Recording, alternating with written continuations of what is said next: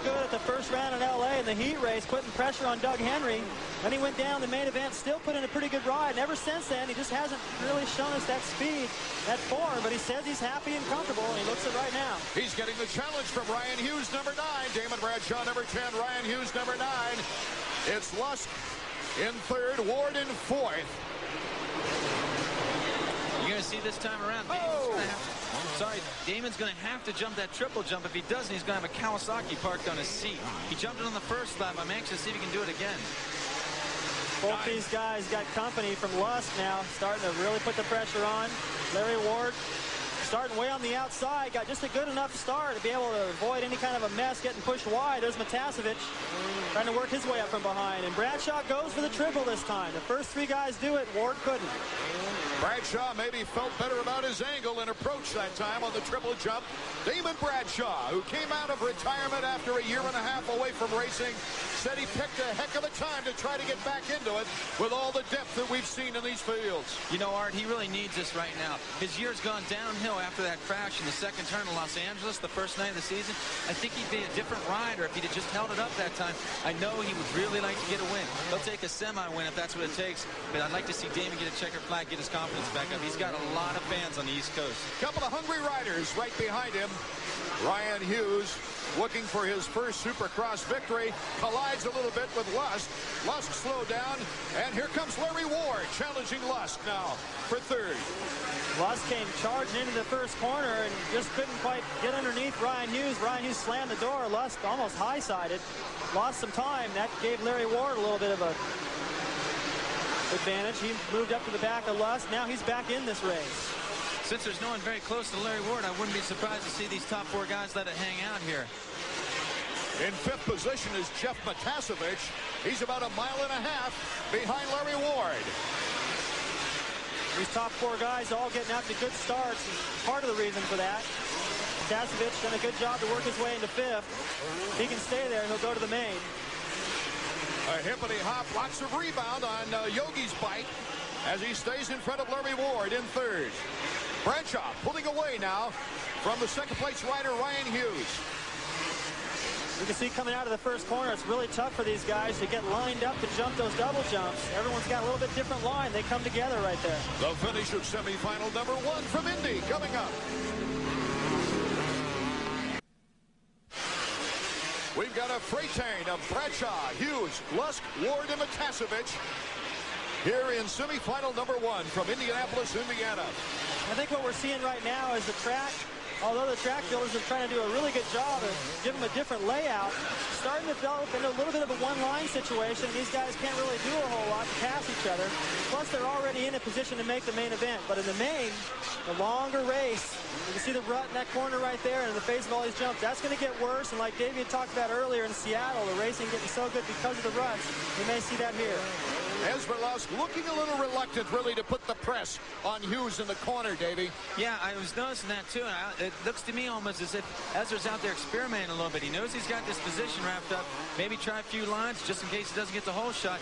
Might have a few extra places out there on the track to sneak by some guys. Don't want to show it all.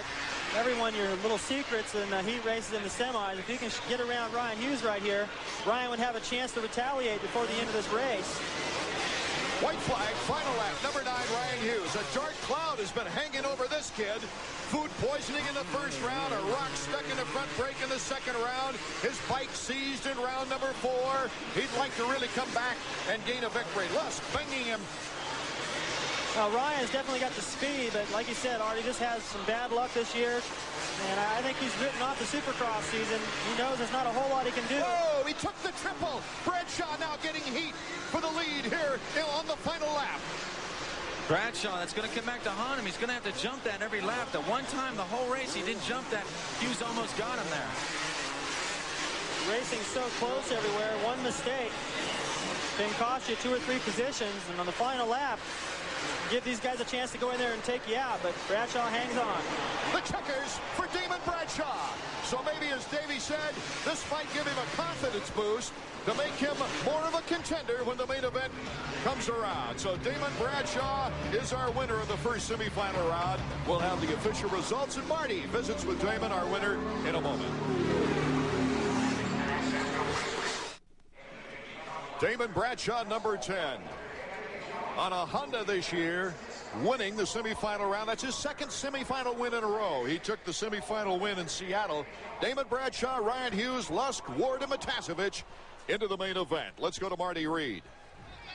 For the first time since he came back, Damon Bradshaw on the #1 spot. Been a little longer than you expected, but a great ride here. Yeah, it has. I haven't been here in so long, I forget how to talk on the podium. But I know I've been struggling with my starts, and I finally got off to a good start, and I just need some confidence. I think that confidence was showing out there. You had a little bit of heat right there at the end from Ryan, but you came on strong. Yeah, I did. I started riding a little tight toward the end, but other than that, everything felt good. Damon Bradshaw, winner, heat #1 in the semis.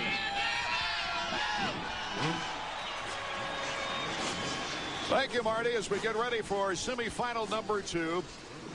Atlanta, Georgia Dome next week.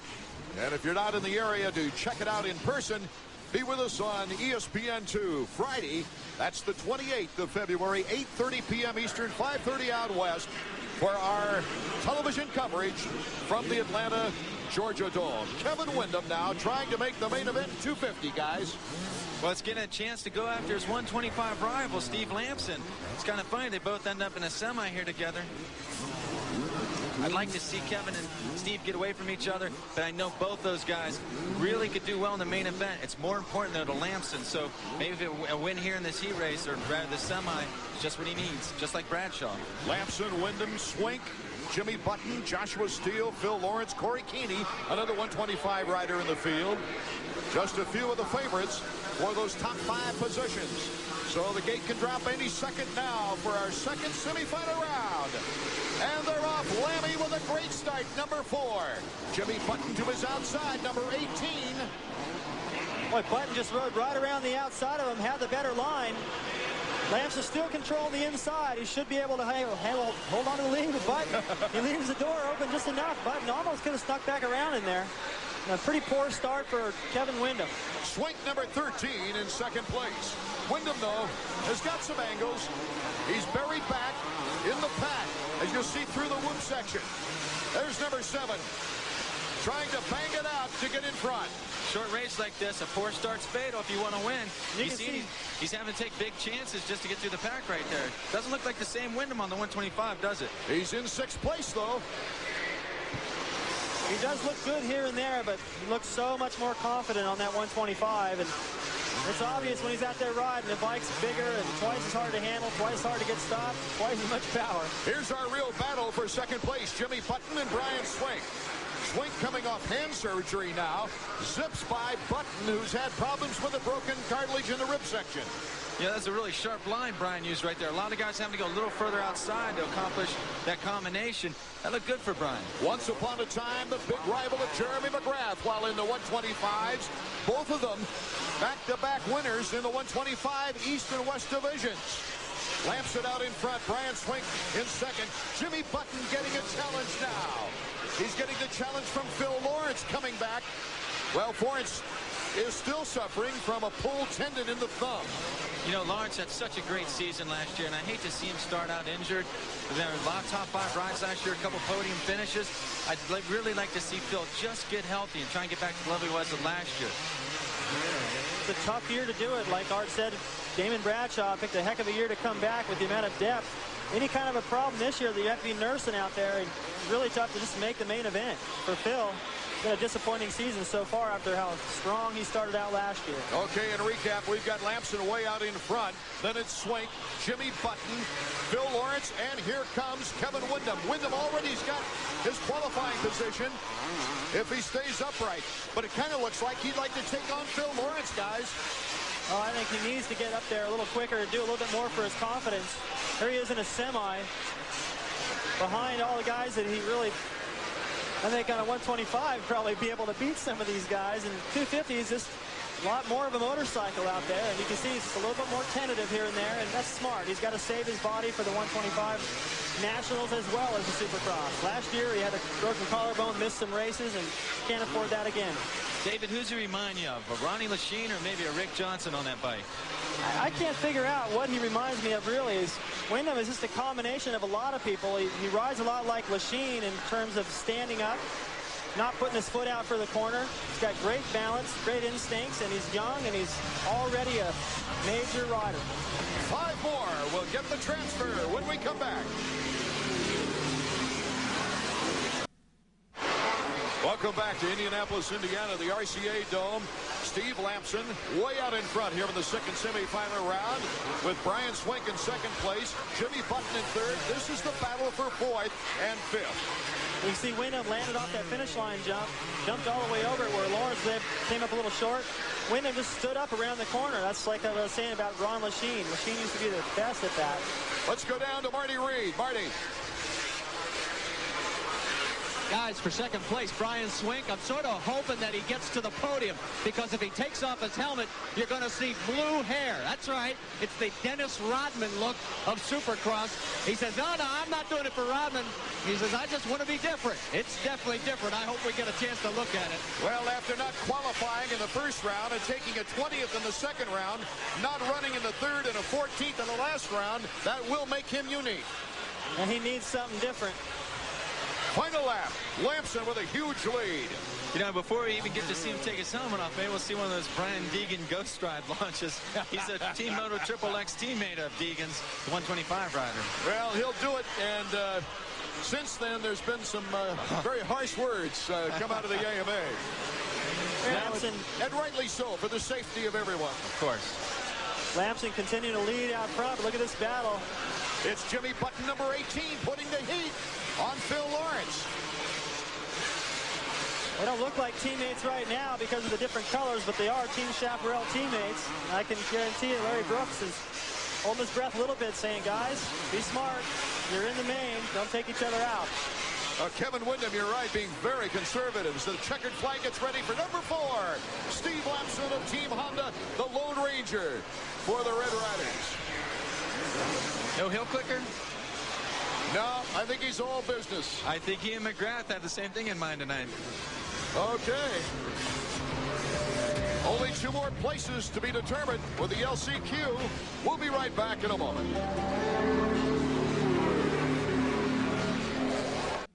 We're back in Indianapolis, Indiana, and 5 more riders get gate positions for the main event. Steve Lampson, Brian Swink, Phil Lawrence, Jimmy Button, and that 125 rider trying to get used to the 250, Kevin Wyndham.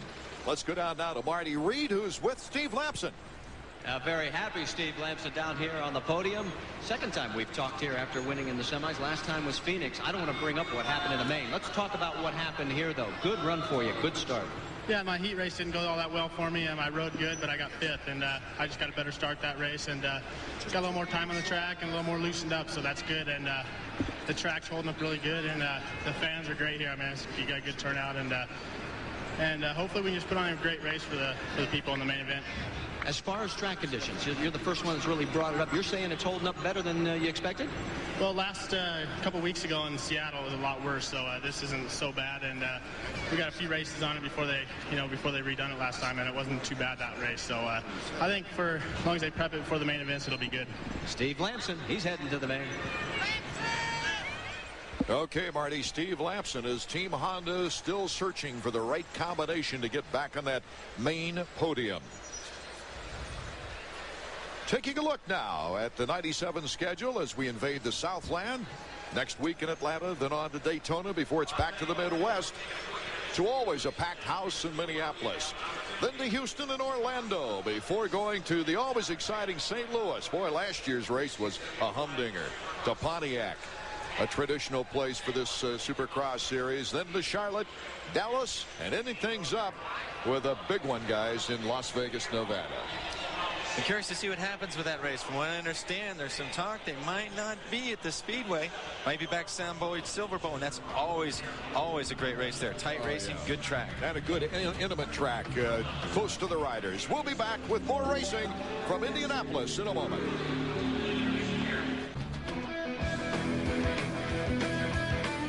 In our Honda flashback, we'll take you back to 1989 at Atlanta's Fulton County Stadium. And at the drop of the gate for the main, number 10, Honda's Guy Cooper gets the hole shot, followed closely by number 7, Jeff Stanton. And as these two battled, they opened up a sizable lead over the rest of the pack as Stanton, to the inside, takes over the lead. But Guy Cooper, still looking for that first Supercross win, kept the pressure on. And through the whoop section, Stanton, all muscle, a little bit out of control, overshoots the corner off the racetrack, handing Guy Cooper the lead. Stanton doing an excellent job of getting back into the race without hooking up any banners in the rear tire, but he's got heavy pressure from number 4, Ron Lachine, and number 1, the Magic Man.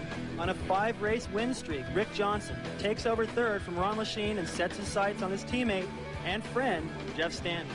And just like we'd seen in the first 5 rounds, Johnson on a tear, carving his way to the front, and once again, Stanton could only watch as Johnson takes over the lead from his teammate, number 10, Guy Cooper. But then things got interesting. Number 10, Guy Cooper, approaching a lapped rider, gets out of control and does the Superman, but not on purpose. And while all eyes were on Cooper, Stanton took over the lead from Johnson, but in a last-ditch effort, Johnson to the outside, loses the front end in any hopes of winning number 6, handing Stanton his first ever Supercross win. We'll be in Atlanta next week, but Atlanta in 1989, it was the first win for one of the sport's great legends. While we're away, the winners of the LCQ, Tommy Clowers of SMP's crew, and Keith Johnson has made both the 125 and 250 main events. The cross-country rider out of New England, Keith Johnson, rounding out the field, securing one of the last 2 positions at the gate out of the LCQ. Tonight in the RCA Dome, it's interesting to open a new season. And tonight we're opening the 125 East. After 4 races out west, it's time for a new set of youngsters to take center stage. 17-year-old Stéphane Rancada from France ran in a couple of Western region races for no points and was initiated quickly. I was thinking that I could win because I know Ramsey, he's a pretty good rider, but he was doing a lot of mistakes and he was getting tired. And it was maybe only 5 laps before the end. And I was okay, and I was, yes, I'm going to win this race, I'm going to win it. And when I saw him crash, oh my God. He was like this in the air, and I couldn't miss his back in the landing, and I couldn't start again because of my shifter. And I was really sad after that. Number 70, Ricky Carmichael, in his first full Supercross season, found running at Steel City last year opened his eyes up to the challenge ahead. The pros, for sure, you know, they just don't let you pass them. You know, you have to work for it, and they're going to bump you if you give them a inside line. You know, you just have to protect your line, and I did learn a lot from Steel City, you know, and riding with them guys makes me faster, you know. I mean, in amateurs, I could win, you know, by a good margin. But when I got to the pros, it made me faster riding with somebody faster than me. So I think it's going to be a good learning year for me, and so I'm happy. Number 29, Scott Sheet, got the break of a lifetime when Team Honda pulled him out of the privateer ranks. He's anxious to get the season underway. I have been waiting, but I think that, you know, I've had a lot of time to practice and test and get myself ready for this race. I feel that maybe, you know, sometimes you take your chances going out there and racing a little early. You know, things can happen, and mentally it could bring you down or it could bring you up, you know. But I think my mental edge is really far up there right now, and I feel really good for this race. So, you know, I don't think they have an advantage on me at all. For seasoned veterans like John Dowd, this year's run for the 125 East Crown is a key to his future. There's just a whole bunch of new guys out there, and, you know, maybe guys coming back from being hurt or whatever, but it definitely seems like there's a lot of competition, and you know, I don't think it's going to be an easy class by any means either. Any class, you know, you look at the East, the West, the 250 class is incredibly tough, and but I think it'll be fun. The past winners in the 125 here in Indianapolis, as you see here, 4 of the 5 anyway, Mikel Pichon, Ezra Lusk, and Doug Henry. I think it's significant that those last 4 winners here in Indianapolis have gone on to win the 125 Eastern Crown. Scott Sheik's stock just went up after listening to the first heat race win, his first ride for Honda. right around Ron Cotta, got into the lead and looking good so far. Our Suzuki starting grid as we take a look at all the 125 riders, the future stars of this sport. I've got to agree with you. Scott Sheik looked very cool for being so nervous before the race. Yeah, I know that he had a lot of pressure from Rancada, the Frenchman there. Rancada, of course, took advantage of that East-West rule, gave him a chance to get a few races under his belt. But to beat Rancada in a race like this, I think it did a lot for Scotty's confidence. I hope he shakes some of those nervous cobwebs out of himself. Well, it's best to get into the win column early in the 125 East if you want to win the title. The rider who has won the first round of the 125 East only event has won the East Championship 10 of the 12 years that we've been racing 125s. Rancada shaking those arms out as we look into the eyes of Scott Sheik. Let's get on to Marty. Well, you talk about Scott Sheik, a factory ride, carries with it a lot of pressure. After the heat, I went up to him, I said, hey, you feel like a ton of pressure's off your shoulders? He looked at me, smiled, and said, absolutely.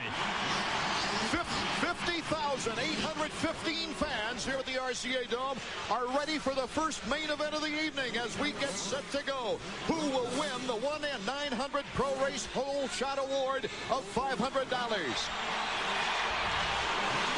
I'm going to bet on Carmichael, guys. I know it's his first East Coast Supercross. That's who I think is going to do it. Will it be Tim Ferry, Sheik, Dowd, Rancada, Bogart, Carmichael, as Davey seems to think it will be? Carmichael's lined up just to the inside of Rancada and Sheik. If he gets a good jump, he'll control that first turn. They've got the chalk line right after the first turn, and we are off. Oh, Chad Pedersen will get the $500, number 25. Well, Carmichael got the whole shot all right, but he couldn't make the corner. There he is, just getting going. Sellers is out there in front, number 80. Looks like Paul Curry next to him. Those two guys grew up together on Team Green. Kind of neat to see them out here in a Supercross race together. Brock Sellers. It is very interesting, and what a battle we have for first. Number 25 is Chad Pedersen. He's just coming off the arena cross circuit. Paul Curry out in front. Chad Pedersen makes the move. Chad Pedersen will cross the finish line after lap number 1 in the lead. He won $10,000, gentlemen. The High Point man at the halfway mark of the Arena Cross Series. But is riding with Chaparral now in the 125 main event here tonight. There's a 5-rider battle for the lead. Look at the mess. It's just a traffic jam. All these guys are running into each other. Now John Dowd joins the picture, and Pingree is on the move. Pingree, number 57 of Pro Circuit. He has Curry in his sights. Curry currently in second place. We got some surprises up front here. This has the makings of a fantastic main event. John Dowd has just moved into 4th place with a burst of speed. Some of the favorites just behind this battle right here. Number 22, Tim Ferry. Also, Carmichael coming up from behind. Rancada has moved into 5th. You know, Pingree's a pretty aggressive guy. I think he's going to push some of these guys around. We just saw him do Curry there in that corner. Pingree is the assassin of this 125 class. Number 25 is our leader, Chad Pedersen, and down goes. Yes, it's Pingree. Pingree goes down, and he takes a rider with him. That wasn't his fault. I think Curry lost control there, and then Pingree had no choice but to run right in the back of him. That changes things, and it looks like we might have someone hurt. Well, let's check it out. See how it happened, David. There's Curry, 67. Curry gotten out of control right there. Dowd, watch Dowd goes just to the inside, almost runs over Curry, but just like Davey said, Pingree had nowhere to go. Here is our leader, number 25, Chad Pedersen, with Rancada, and a battle with John Dowd for second place. It's Rancada has moved into second. Because of a rider going down on the triple jump, all these guys are having to single each one. Pedersen still got a pretty nice lead over Rancada. Here's Chad Pedersen out in front. Ferry has moved into 4th.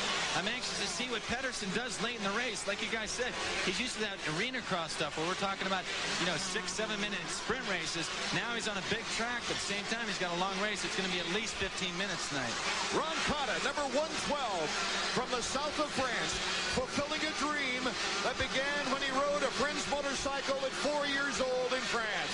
His parents gave him a Christmas present, and here he is in the United States in the main event of his first 125 Eastern Championship race. And now just behind this battle, John Dowd coming through, then Tim Ferry, then Scott Sheik. Scott Sheik has worked his way into the picture. He's following Tim Ferry, who seems like he's on the move. These two guys have hooked up and caught these leaders. There's still plenty of time for them to challenge the lead. Number 80, Sellers, is right behind Sheik. So we have a good battle, but now it is a freight train behind number 25. It's kind of neat how two independent team riders, semi-factor, whatever you want to call them.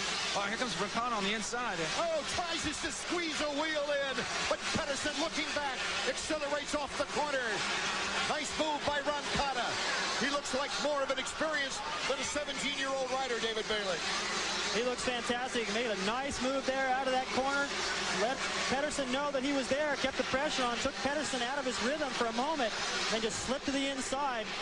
Doing a lot of little tricky moves like we used to see from Jean-Michel Bailey. Coming out of nowhere and making a line where there didn't seem to be one. Oh, look at here. John Dowd makes the pass. Now on Chad Pedersen. I was just going to say something about the independent team riders running first and second with three factory guys, Dowd, Ferry, and Sheik coming up behind him. You know, so you said that there went Dowd using the advantage of that work suspension, I guess, to outpower Pedersen through the whoops. John Dowd not having a great deal of time to work on the 125 bike as he's been riding 250s in the Western Division. He's trying to put the pressure on Roncada as we can see Ferry now making a move on Chad Pedersen for third. Dowd trying to move inside. Ferry goes to the inside of Pedersen, takes over third. He's got his eye on the leaders. I think he realizes that if he can't get around Pedersen for a couple more laps, Roncada and Dowd would be gone. Sheik is next. See Sheik back there working on Pedersen. Behind Roncada and Dowd, it's Ferry. Here comes Sheik. Scott Sheik moving into contention now. Maybe Pedersen is getting tired after all. Takes a lot more pressure than what he's had to deal with in the arena crosses. He put together great performances. Did a good job for the first few laps, but the pace here is just amazing. These guys they're pushing as hard as they can go. I think some of these guys are going to start to get tired later in the race. The guy that's the most fit is probably going to come out on top. Scott Sheik in fourth position, trying to make a move on Tim Ferry in third. Now Roncada has opened up a 2.5-second lead on John Dowd in front. As we go in the back of the pack to see Chad Pedersen, number 25, trying to make a move. Yeah, I know he's not on our screen right now, but Ricky Carmichael's very quietly moved up to 7th place after going down the first turn there. Might see if he can catch up with Sheik. That'd do a lot for Ricky's confidence. And the young Frenchman, Stefan Roncada. Can he win his first American Supercross? We'll find out when we get back.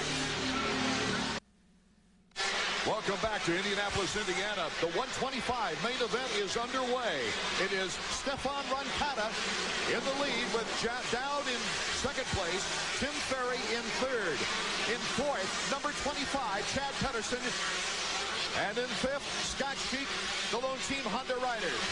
Pedersen's thrown up a roadblock in front of Sheik. Sheik's lost contact with Ferry there. He needs to move around, and I'm telling you, Sellers and Carmichael aren't out of the shed either. They can move up on that Honda factory bike. Although there, Pedersen just missed some jumps, and looks like he lost spots to both Sheik and Sellers. Carmichael trying to make a move on that double team. Can he sandwich through? Carmichael runs into the back. I don't think you counted on Sellers to make that inside like that. Carmichael was jumping out of that triple. Had nowhere to go but right into the side of Sellers. So an unlucky break for Ricky Carmichael in his first full season of Supercross, banging into the back of Sellers. Let's see if we can get another look at that now. See exactly what happened. Here it is, right there, just at the tail end of it. Carmichael going right into the back end of Sellers. If he'd have been a little bit more to his right, he'd have gone right into Sellers' body. So it was fortunate for both those guys to get away without an injury. Meanwhile, out in front, it's 112 with number 14, John Dowd, putting the pressure on Roncada. Roncada looking back like as if to say, where did you come from? Dowd's one of those guys that gets stronger and stronger as the race wears on. He has caught Roncada. He's faster. I got to think he's at least as fit, if not more so. Well, that time on the 250s definitely helped him as far as his strength goes. Like you said, twice the power, twice the strength. We'll see. Now Dowd's just got to be clever and not give himself, if he was to go for the move right now, Roncada's smart enough to maybe retaliate. So if Dowd can keep the pressure on right here, make his pass late in the race, he may be able to make it stick. Let's check it out right here. Dowd does not make the move on Roncada like he thought he might. Let's go down to Marty. Yeah, we're down here with Brian Berry. Brian, he's got him all over. Stefan, does he have enough experience to pull this off, do you think? John definitely does. This is what he wanted. Not that great of a start, and then get him from behind. We're going to let you get back to it. They're coming by again. Right now, Roncada, number 112, is starting to approach some lappers in Ricky Carmichael and John Dowd, number 14. Yeah, disastrous night for Pro Circuit. Pingree, we saw him crash. Carmichael's just riding around right now. He's got no front brake lever. We see him getting ready to lap him, as a matter of fact. Both the lappers really putting a clamp on Roncada. John Dowd pulling up nicely now. Through the whoop section one more time. That whoop section, unfortunately, is one of the best sections on the racetrack in practice, but becoming more one line. John Dowd almost going off the racetrack right there. Every lap he goes wide, tries to do something a little different. He's got to. You can't pass if you're following. Guys, we have to hand it to Roncada. He's taking the best line, and he's not panicking. Yeah, not yet. I saw that time he had a good chance to capitalize on the mistake Dowd made, and he kind of messed his rhythm up down through there. He could have gotten a second or so on him. He wants to be as far away from John Dowd as he can when he gets to the whoops section, because I'm telling you, that Yamaha rider's better through the whoops. Roncada, who started his competition in Los Angeles, since the new 125 rule allowed him to get some practice races under his belt, and he did very well, David Bailey, with the exception of one time. It wasn't his fault. He landed on Nathan Ramsey. John Dowd giving a tremendous part of our battle, but Roncada holding his line. Dowd going wide. He'll have the momentum, maybe. John Dowd. Dowd's got the inside. See if Roncada can square him off. Roncada wisely staying on two wheels as John Dowd has moved into first place here with the 125 main event, round number 5 of the Supercross Series. Last year, John Dowd became the oldest man, the first 30-something rider to win a 125 Supercross. He's going to add another year on his own record. That's right. He won it in Atlanta. There's Tim Ferry in third place. He's had a great pace going, but the pace of the leaders was the same, so he hasn't been able to make up any time at all, but he's got a mile back to fourth. And if you think that's far, it's even further back to Sellards and these other guys. Sheik is behind him. Carmichael's riding around. He's got no front brake or a clutch lever. Kind of interesting to ride, but I'm telling you, it's. I think as this track gets rougher, we're going to see more and more guys making mistakes. Number 14 pulling a 2.5-second lead now on second place, Stefan Roncada. I think Roncada had dealt with that pressure long enough, finally realized that it'd be smart for him at this point to just settle for second place. Dowd's just got a little bit too much for him, and to risk trying to go faster right out of his comfort zone. There's a stopwatch. We're going to put it on Roncada, see if we can get a lap time. About 5 seconds back to Tim Ferry in third, so he is starting to close on Roncada now. It looks like he's beginning to fade. It'll be interesting to see the lap times with so many bar-to-bar crashes. See how far it is. There's Pedersen. That was our old leader. Scott Sheik still hasn't come around. He's still following Sellards. There they come out of the corner. 30 seconds. That's probably about a half a lap. Maybe a little bit more. The first 125 main event for Scott Sheik. As far as the Team Honda rider, the very first ride for Ricky Carmichael in a points action. And here's John Dowd, the veteran, 53.9. That's pretty impressive with the lappers up there. Yeah, he's working his way through the lappers. He's got good enough lines. He's versatile enough out there on the racetrack. Strong enough at the end of the race to continue to pull away. Now he's got enough cushion where if he were to make a big mistake in some of the lappers and fall, he could get up and still win this thing. Tim Ferry now starting to make a move on Stefan Roncada. Roncada did get a second place in the Western no points action that he was practicing in. But Tim Ferry, who says his conditioning is better than it's ever been before, hired a trainer for the first time in his career, said, I'll be able to finish these races better. Yeah, he and Doug Henry are like the comeback kids this year from injuries. Maybe sometimes it's good to take a little bit of time off. Final lap, white flag lap for these riders. Ferry's close enough. They're going to have to encounter some lappers before they get to the finish line turn. If Ferry plays his cards right, couldn't make the pass. The flashbang bulbs are popping now as Ferry. Wow. Muscles his way by Roncada. Roncada going for the triple. Has the inside, but Ferry had the speed. Oh, Ferry going all kinds of sideways. Almost lost it. Roncada now makes the pass back. Ferry, the checkered flag.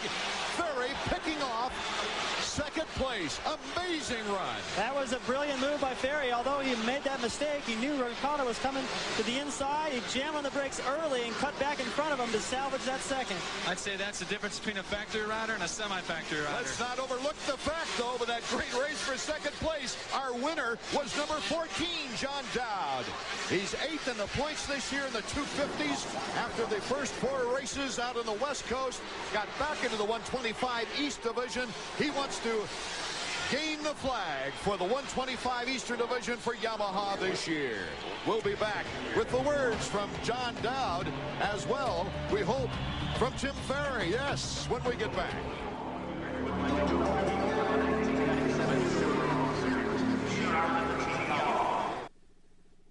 The key move by number 14, John Dowd, in the opening round of the 125 East from Indianapolis as he made the move on Stefan Roncada to move into first place.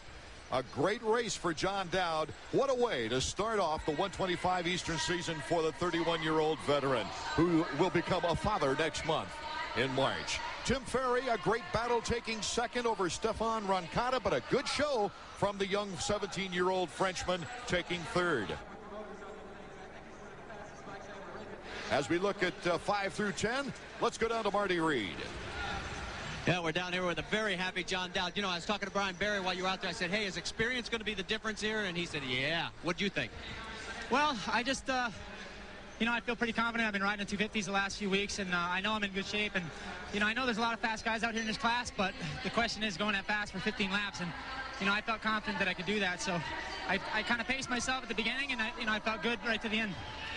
Is this a signal of things to come for this year? Is this going to be your year? I sure hope so. I've been working a lot with Gary Semix and, you know, just training hard and stuff, and hopefully that's the way it's going to go for the whole year. Okay, thanks. Congratulations. Let's move over here to second place. Tim Ferry. Wow, what a last lap right at the finish line. Yeah, you know, I just, I get a lot more money for second than I do for third, and that's what I was looking at. Well, it's nice that you're very honest about it. Take us through this race, though. Start was not as good as you probably wanted. You know, I felt really good practicing starts. The first heat race was a really good start, but I think my line was a little too close to that box, and I was, more than anything, I was afraid of hitting it with my handlebar. So I don't know. I think I kind of mentally blocked it, but you know, I come out, you know, I don't know, maybe like 8th or 9th. Those guys are in front of me, and the track's really hard to pass, as we've seen in the heat race. So I knew it was going to be tough to pass or catch up, you know.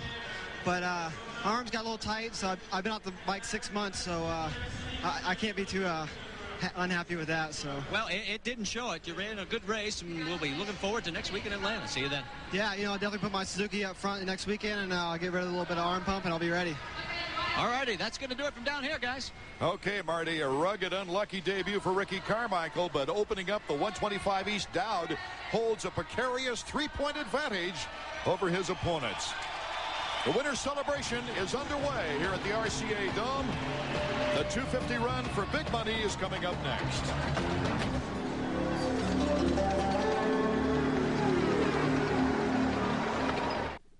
After veteran John Dowd won the 125 main, we're getting set now for the 250 main. Hello, everybody. Art Ekman, David Bailey, and Davey Coombs up top.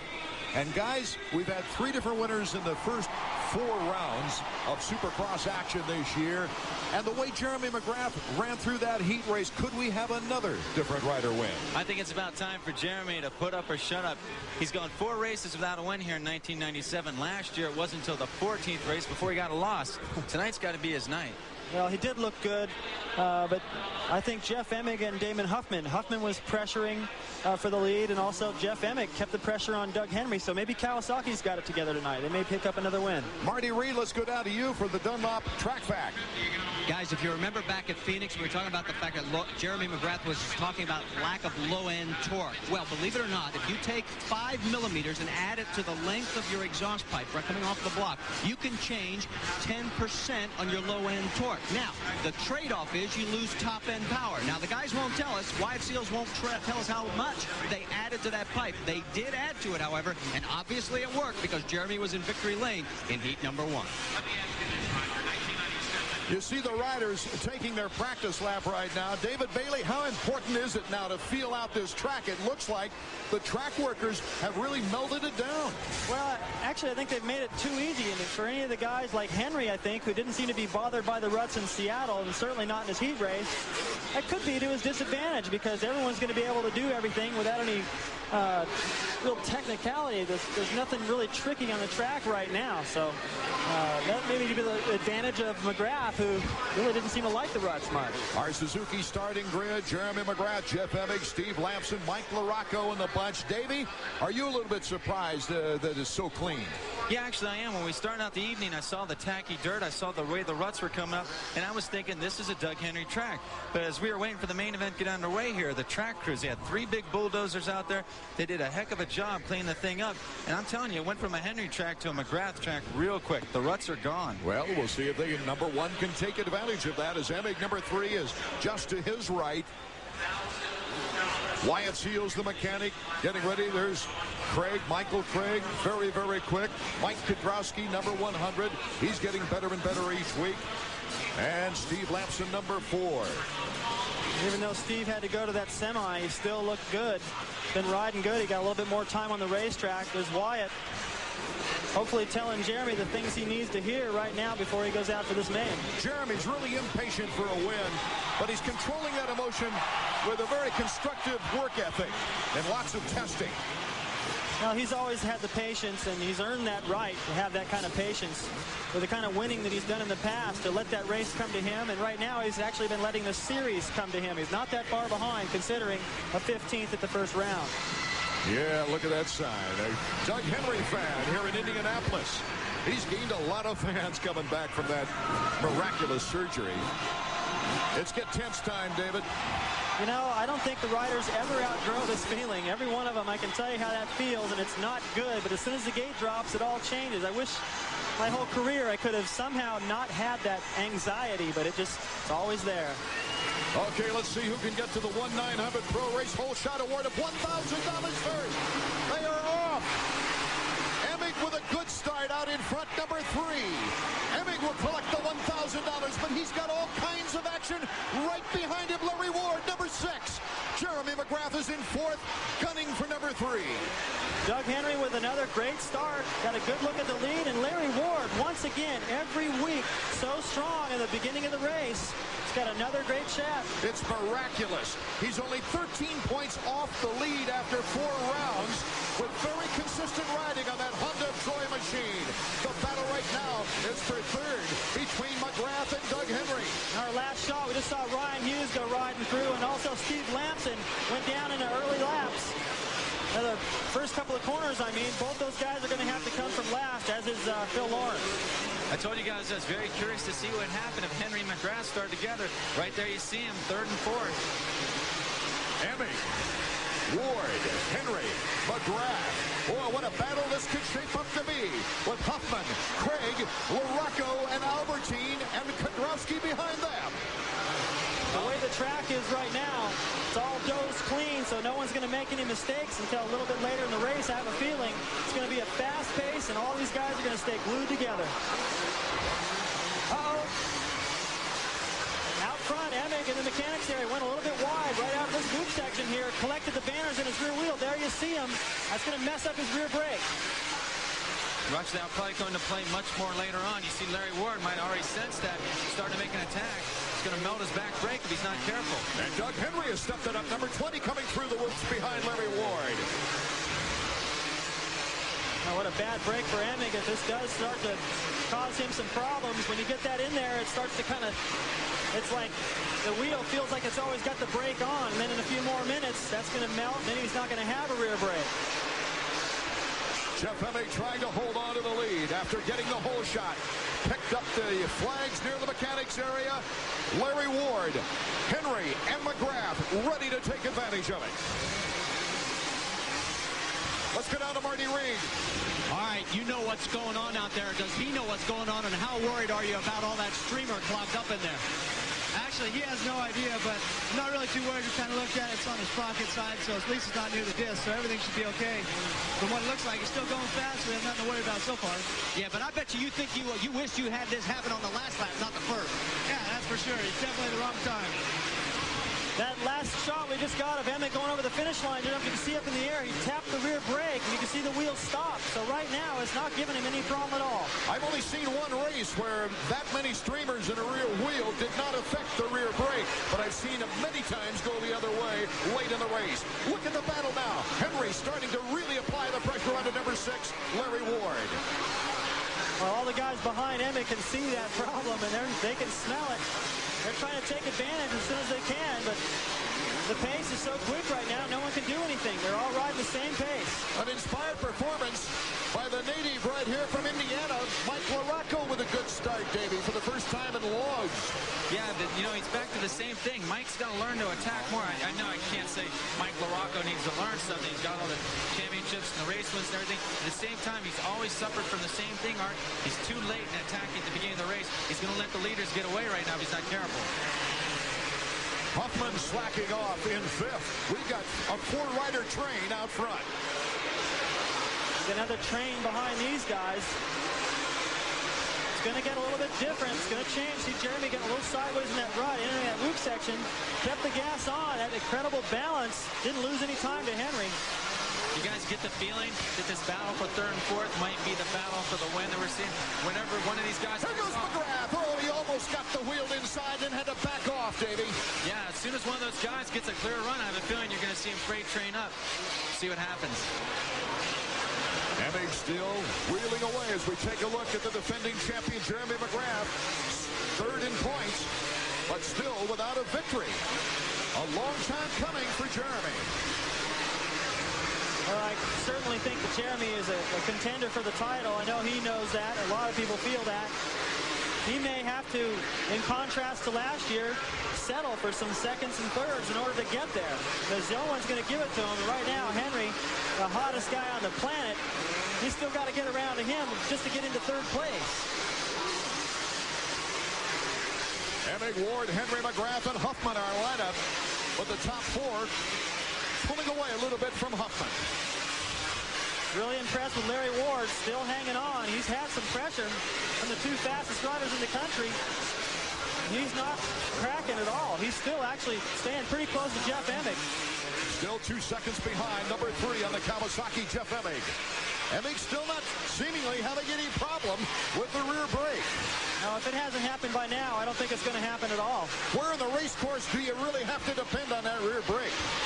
Well, there's a couple of corners. Going into the first corner, you really got to step on the brakes. The corner he just came into, you really got to use the brakes. And over the jumps. In case you jump with the front end a little bit high, you see the rider pull the clutch in, not stall the engine, tap the rear brake to bring that front end back down. So we've got a 4-group front out front with Emig, Ward, Henry, and McGrath, and a group of 4 coming up behind. Look at the move now. Henry's trying to make a move on Larry Ward. He has the speed across the finish line jump in front of Ward. So now, will he put the preheat on Emig? I do believe so, guys. Well, he's got a clear shot up to Emig. All it took was that little mistake by Ward. Ward's back up to pace. Just that one mistake in those ruts allowed Henry. And Henry was close enough to take advantage. And as they came to the mechanics area, that past lap, Wyatt Seals put on the board for Jeremy. Focus on Emig. Forget these other 2 guys. Focus on Emig. He's the leader. That's where we want to be. Does Henry have a chance in 2 in a row? 3 out of 5 on the season. We'll be right back to find out. Jeff Emig still our leader with Henry in 2nd place, Larry Ward in 3rd, and McGrath in 4th with Huffman pulling up on McGrath. Number 17, you see him there. The fans and media are so accustomed to Jeremy winning. It's interesting to see him react so coolly to his current status.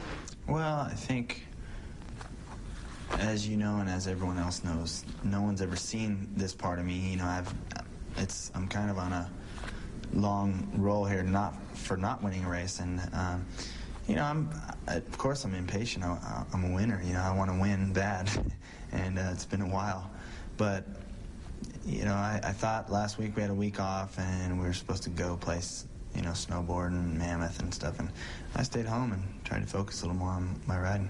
I thought when Doug Henry went past Larry Ward, we'd see Jeremy attack immediately, but instead he's got Damon Huffman, these guys sneaking up on him. Wyatt told him to focus on Emig, but he might be wanting to focus on the rearview mirror.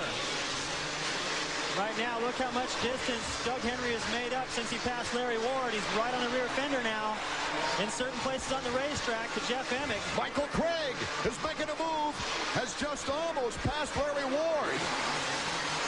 Yes, number 15.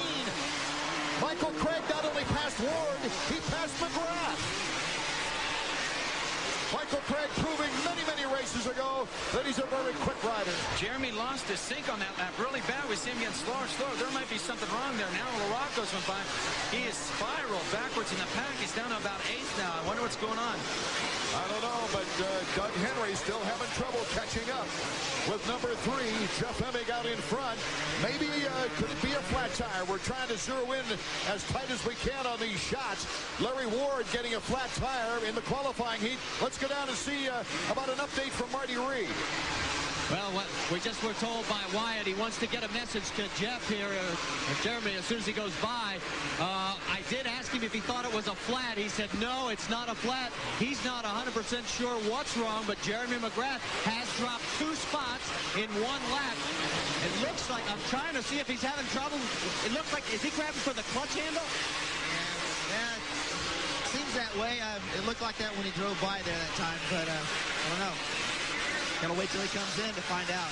Wyatt's as baffled as we are, guys, but look, keep your eye on that clutch. David and JB, they've been working on that clutch for weeks. Well, that's what makes motocross so difficult. There's no timeout. There's no break. There's no way he can come in and fix that. If you got a problem out there, you just got to get used to it and keep riding. And right now, you can see just one little thing is messing with the concentration of McGrath, and he's dropped 3 spots. Jeff Emig, number 3, is looking for his 2nd victory, and he's doing a very good job of keeping out in front of Doug Henry. Yeah, I'm very surprised that that banner's not bothering Jeff Emig. I know he knows it was back there. When he picked up the banner right in front of the mechanics there, I saw him take a look back, but it's not messed up his concentration whatsoever. Larry Ward is still staying very close to Doug Henry. There's Emig up over the finish line jump, unable to jump that entire plateau now because the rut's in the face of that jump.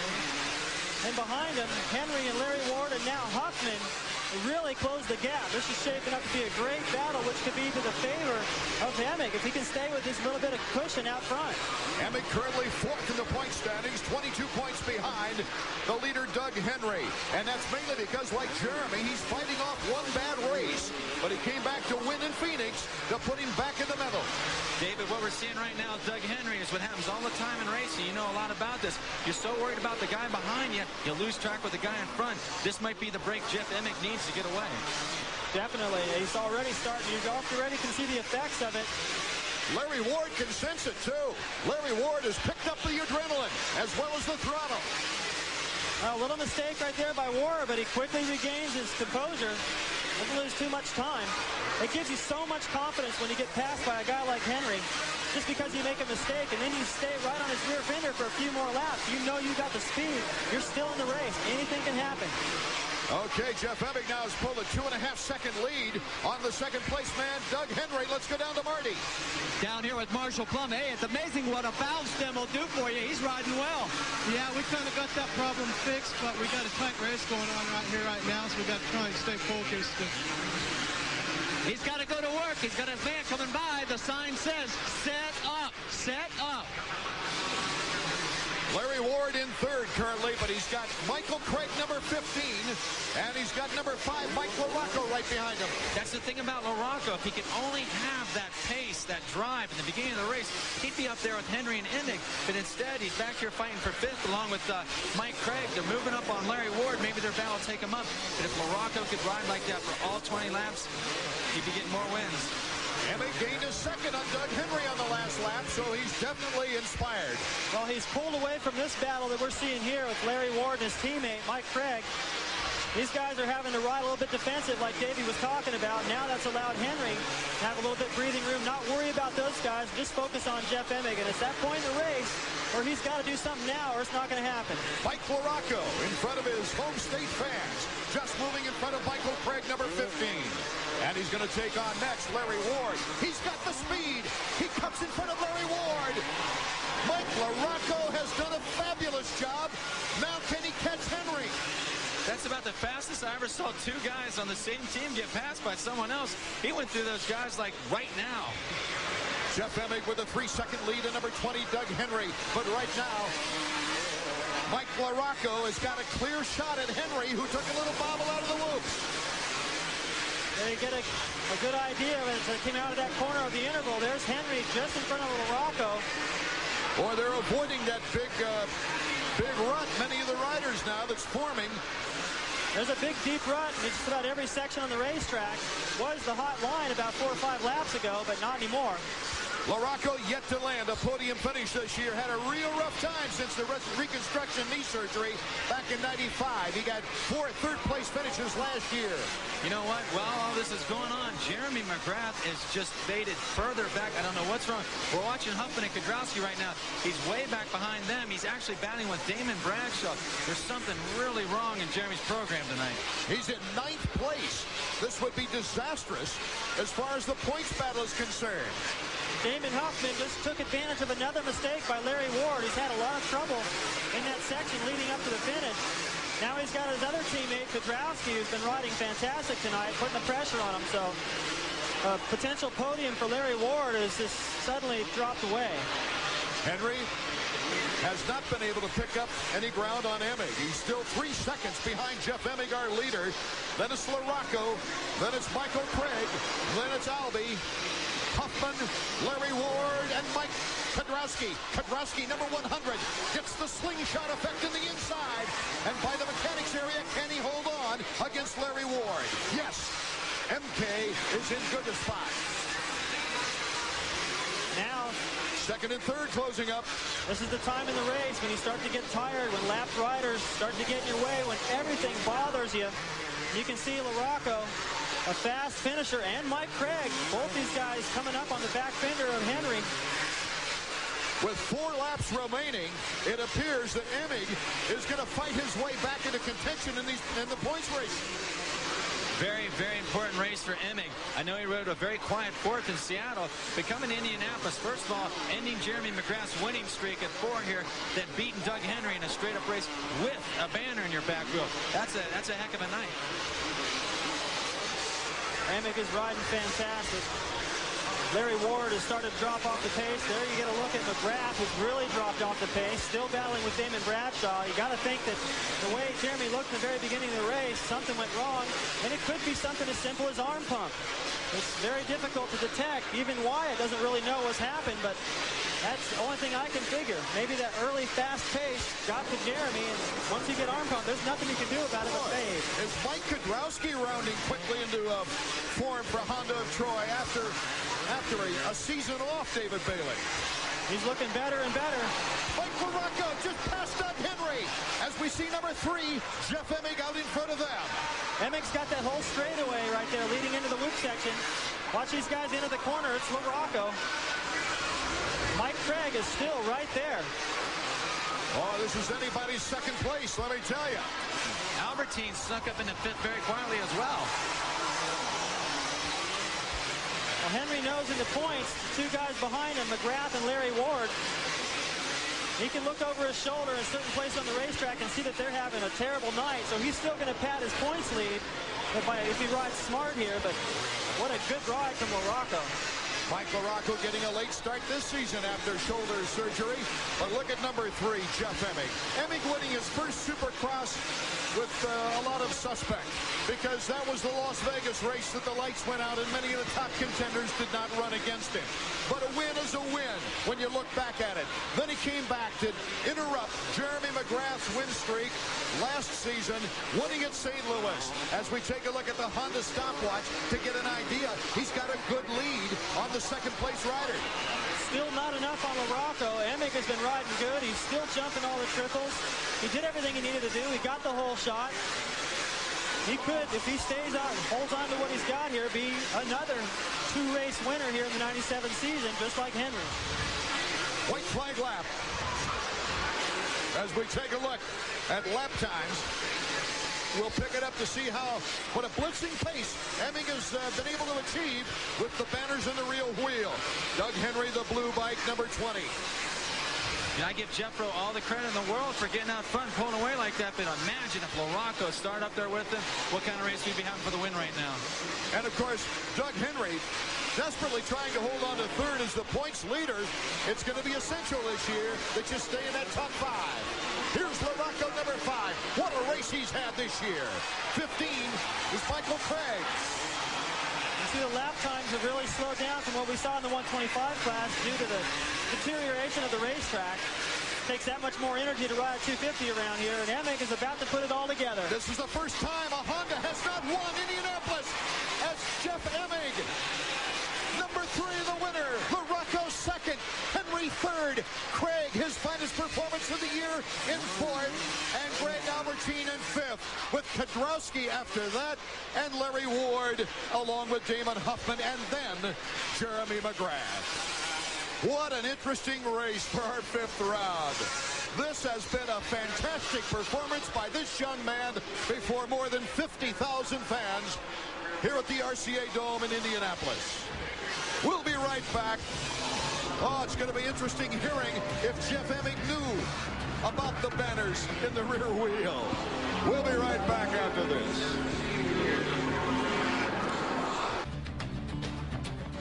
Art Ekman, David Bailey, Davey Coombs up top, Marty Reed down to the floor of the stadium, Jeremy Albrecht congratulating Emig, number 3, on his great victory. And the word has come down from our statisticians, guys, that Emig has had some experience with banners in the rear wheel. This is the 2nd time he's won a race with it. I can't remember the first time. Must have been an outdoor national, because I tell you what, Supercross, I remember him winning in Las Vegas, that wonderful race in St. Louis last year, and then Phoenix this year. I'm sure that Jeff would be real proud of himself once he gets to look at the videotape and sees just how much of the twine he had wrapped up in his back wheel. His 4th Supercross victory, David. Well, there you just got a good shot of the rear wheel. It's shaking Troy Lee's hands right there. Troy Lee, of course, painting helmets for all these guys. And, of course, Jeff Emig. Emig putting together 2 wins this year. Early in the season, he joked around with us saying, hey, I don't think I've ever won in January. Well, now he's won in February. Our top 10, Emig, LaRocco, Henry, Craig, Albertine. And then as we go to 6 through 10, let's go down to Marty Reed. Hey, I'll tell you what. I don't know if you know this, but that was the most beautiful parade float I've ever seen go around a racetrack. I mean, I used to decorate my bike like that years ago. Yeah. My mechanic told me I picked up those flags on the 2nd lap, and I felt the rib brake going away, and I kind of felt it out, and then it started coming back, and I'm okay, now let's go race again. But I was worried. Well, here's the whole shot award, the 100 Pro Race. That's another grand in the pocket. Nice run there. Yeah, I'd like to thank 1-900 Pro Race for providing that. And if you need race results, that's who to call. So if you want to know who got the whole shot, you call 1-900 Pro Race. Hey, he does a better commercial than the commercial, guys. Hey, we'll see Atlanta 2 times now. You won this year at Tempe, and now here. You're going to make it to 2 in a row and 3? Well, I sure would like to. We had another member of our team leave this week, Rick Ash, our suspension guy. So, I'd like to wish him the best, just like I did Roy. And shoot, at the rate we're going here in a couple weeks, we'll have nobody left on the team, but we may have about 6 wins. So, you'll take that trade. Yeah, but I would like to thank everybody at Kawasaki, Shift, Arnett, Shoei Helmets, Alpine Star Boots, and Troy Lee Designs, and everybody at home that always helps me. All right, let's move on over to 2nd place now, because what a comeback charge. I know you wanted the number 1 spot, but man, Mike, that was a great run. Yeah, actually, I felt pretty good tonight. My Suzuki was working real well, and I just kind of let it hang out a little bit. My shoulder felt pretty strong. I rode kind of easy at the beginning, kind of took the race away from myself, but I was surprised how strong I was, so I let it hang out at the end, and I tried to catch Jeff. Could you hear the crowd? Yeah, I could hear the crowd, and, it helps a lot. I seen him coming. I just, they helped me, but I was giving it all I had, but I just didn't have enough time.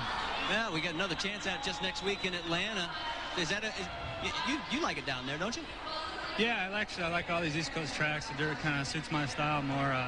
You know, I just pray that my shoulder stays strong. You know, it's a lot more fun running up front than struggling in the back. So, you know, if I can stay healthy, I plan on being up here a lot more often. All right, Mike, we'll see you next week in Atlanta. Now, let's move over to third place points leader. He's going to hold on to that points lead, Doug Henry. Want to ask you about the end, because they made a comment up in the booth that maybe you were playing it a little smart, protecting the points and not trying to duke it out with Mike. Yeah, I really wasn't feeling as strong as I have been in the beginning part of the season. So, you know, I kind of come into this race. I wanted to win, but I wasn't going to ride over my head. And I kind of just rode a smart race tonight. I wasn't feeling 100%. So, you know, I'm happy with the way I finished. Now, we talked about this before, that the first heat that you were running in was a really tough battle and that maybe you took a little too much out, and you said no. You rethinking that now? No, I mean, you know, those heat races, they're really quick, and they're just like, it's really the first chance we get to go out there and ride fast, you know, hard for 8 laps, because in practice there's usually slower guys and stuff, and usually there's hay bales in the track, so you really don't get a chance to really ride hard. So that's just like the first chance you get to go out there and just ride hard. Well, you did a good job, third place. I know you wanted to move up higher. Everybody always does, but in control of the points. I'll take it. You know, I've gained points, and that's what I'm here to do, you know. I want to try to secure that points lead. All right, guys, it's all yours. Marty, he has done just that with 107 points, held on to that points lead as the guys are scrambling behind him. And what a leap to 90 points for Jeff Emig into second place. Well, I'm so impressed with the way Emig rode. He knew he needed to get the start, and when that guy needs a start, he gets it every single time. And then he did know that he wrapped up those banners in the wheel, and the brake was starting to go away. And then what a horrible feeling that is when you're in control of a race, you're feeling good, and all of a sudden you have no rear brake, and it's completely out of your control that you have to actually back off the pace and get pressure. But it came back, and like he said, a lot of guys are King Kawasaki now starting to shrink a little bit, losing Roy Turner, Rick Ash, one of their key suspension guys, but seems like every time they lose somebody, they pick up another win, so it's going good so far. Yeah, you know, I went to dinner with one of Jeff Emig's mechanic last night, Jeremy Albrecht. And he didn't get sick? Didn't get sick. Notice they won't let me get near any of the riders. Yeah, but after Hughes, right? Yeah, he discussed Rick's contribution to the team and everything like that, and he kind of said the same thing, only he didn't really expect to win. But Jeff made a good point. Everything's going good. They're running on all cylinders. They're doing great. But what about Doug Henry? He's always there. Third place. Larry Ward, I think, certainly showed the effects of the flu bug that he had all week, or actually 2 weeks now, if not 3 weeks. Taking a 7th place, though, he's still up in the points battle. Well, he just had to play it smart, and actually I had the flu during this week off, and I know how that feels, and you can't ride and train. So he came in here, and I know he wasn't 100%. He sure gave it everything he had at the beginning of the race, but having to get a shot early in the week to try to get some strength back and get this whatever he had out of his system certainly didn't help his chances of having some stamina at the end of the race. Marty, I have unofficially Jeremy back in 9th place, giving him 12 more points. What's the situation from your vantage point? Well, we ran back into the pit area, and I talked to Wyatt Seals, and it was the clutch, that it was slipping, and that is a problem that they're now going to have to go back and diagnose. Jeremy, I asked him if he felt like talking. He shook his head. He was totally frustrated because he really felt after that heat race that this was going to be his night to get back on the victory podium. And